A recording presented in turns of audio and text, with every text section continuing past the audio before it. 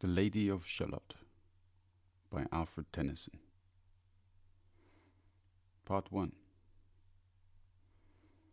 On either side the river lie long fields of barley and of rye, that clothe the wold and meet the sky, and through the field the road runs by, to many-towered Camelot, and up and down the people go, gazing where the lilies blow, round an island there below, the island of Shalott.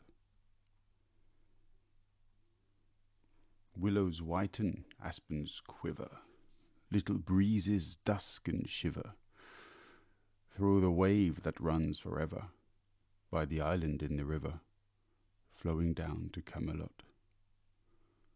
4 grey walls and 4 grey towers overlook a space of flowers, and the silent isle embowers the Lady of Shalott. By the margin willow veiled slide the heavy barges trailed, by slow horses and unhailed the shallop flitteth silken sailed, skimming down to Camelot. But who hath seen her wave her hand, or at the casement seen her stand? Or is she known in all the land, the Lady of Shalott? Only reapers reaping early, in among the bearded barley, hear a song that echoes cheerly from the river winding clearly down to towered Camelot. And by the moon the reaper weary, piling sheaves in uplands airy, listening whispers, "'Tis the fairy Lady of Shalott." Part 2. There she weaves by night and day a magic web with colours gay. She has heard a whisper say, a curse is on her if she stay to look down to Camelot. She knows not what the curse may be, and so she weaveth steadily, and little other care hath she, the Lady of Shalott. And moving through a mirror clear that hangs before her all the year, shadows of the world appear. There she sees the highway near, winding down to Camelot.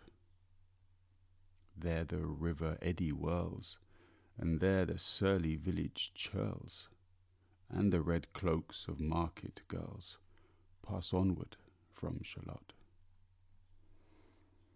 Sometimes a troop of damsels glad, an abbot on an ambling pad, sometimes a curly shepherd lad, or long-haired page in crimson clad, goes by to towered Camelot. And sometimes through the mirror blue the knights come riding two and two.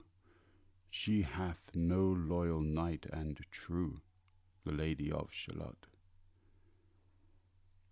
But in her web she still delights to weave the mirror's magic sights, for often through the silent nights a funeral with plumes and lights and music went to Camelot. Or when the moon was overhead came 2 young lovers lately wed. I am half sick of shadows, said the Lady of Shalott. Part 3. A bowshot from her bower eaves, he rode between the barley sheaves. The sun came dazzling through the leaves, and flamed upon the brazen greaves of bold Sir Lancelot. A red-cross knight for ever kneeled to a lady in his shield, that sparkled on the yellow field beside remote Shalott. The gemmy bridle glittered free, like to some branch of stars we see, hung in the golden galaxy. The bridal bells rang merrily as he rode down to Camelot. And from his blazoned baldric slung a mighty silver bugle hung, and as he rode his armour rung beside remote Shalott. All in the blue unclouded weather, thick jewelled shone the saddle leather, the helmet and the helmet feather burned like one burning flame together as he rode down to Camelot. As often through the purple night, below the starry clusters bright, some bearded meteor trailing light moves over still Shalott. His broad clear brow in sunlight glowed, on burnished hooves his war horse trode, from underneath his helmet flowed his coal black curls as on he rode down to Camelot. From the bank and from the river he flashed into the crystal mirror. Tira lira by the river sang Sir Lancelot. She left the web, she left the loom, she made 3 paces through the room. She saw the water lily bloom, she saw the helmet and the plume. She looked down to Camelot. Out flew the web and floated wide, the mirror cracked from side to side. The curse is come upon me, cried the Lady of Shalott. Part 4. In the stormy east wind straining, the pale yellow woods were waning, the broad stream in his banks complaining, heavily the low sky raining, over towered Camelot. Down she came and found a boat, beneath a willow left afloat, and round about the prow she wrote, the Lady of Shalott.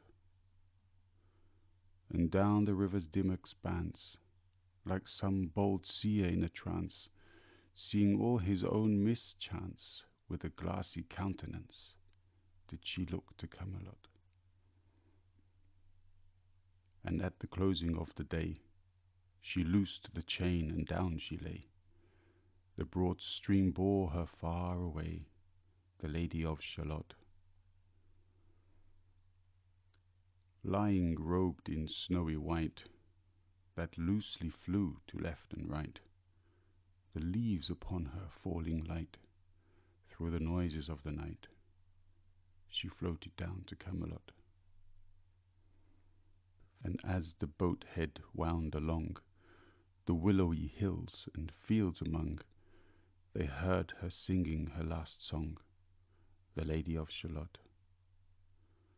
Heard a carol, mournful, holy, chanted loudly, chanted lowly, till her blood was frozen slowly, and her eyes were darkened wholly, turned to towered Camelot. For ere she reached upon the tide, the first house by the waterside, singing in her song she died, the Lady of Shalott. Under tower and balcony, by garden wall and gallery, a gleaming shape she floated by, dead pale between the houses high, silent into Camelot. Out upon the wharfs they came, knight and burgher, lord and dame, and round the prow they read her name, the Lady of Shalott. Who is this, and what is here? And in the lighted palace near died the sound of royal cheer, and they crossed themselves for fear, all the knights at Camelot. But Lancelot mused a little space.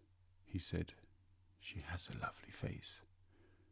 God in his mercy lend her grace, the Lady of Shalott.